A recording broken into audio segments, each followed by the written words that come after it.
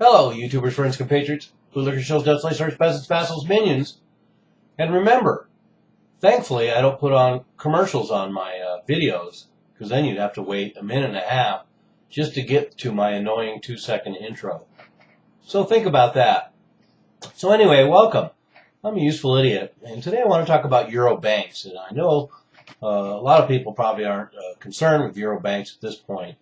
But it's interesting to see this wave of elections in Europe and seeing these rejections of the Eurozone. And it most certainly looks like there's going to be some changes in the Eurozone by what we see in these European elections. And the European elections are a result of partially a result of one of the things I'm going to talk about today, and that's the fact that impaired loans, bad loans in the top 100 Eurozone banks grew by 8.1% in 2013. So we continue to hear talks of a recovery, and yet we have bad loans in Eurozone banks escalating. And this is on top of the fact, as I reported several weeks back, that those same Eurozone banks are $1 trillion short of the reserves they need, loan loss reserves, per new requirements.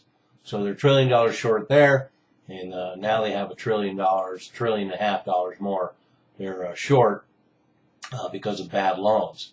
And a third of those 100 banks surveyed by Fitch. So this is a reputable source too.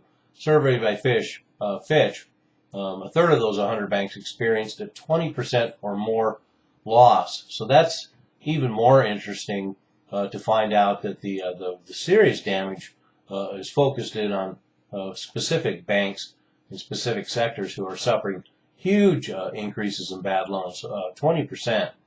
And I guarantee a lot of them are still in places like Spain, where there is continuing to be a real estate bloodbath.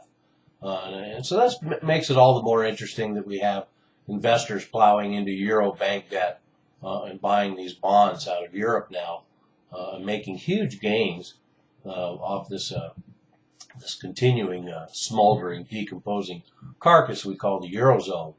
And the bank system is still broke. So we see a lot of the same mechanisms in the Eurozone that we see around the globe and in the U.S. as well. Technically, the banking system is insolvent, and a new subprime boom is going on pretty much in all loan sectors. So we're seeing housing bubbles once again all over the globe.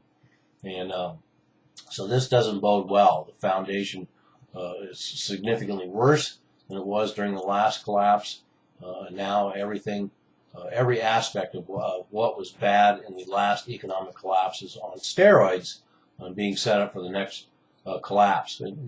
Credit in Eurozone countries is at 300 to 500% of GDP, and yet we're having continued subprime as bad loans, as I'm reporting now, are accelerating in these Eurozone banks.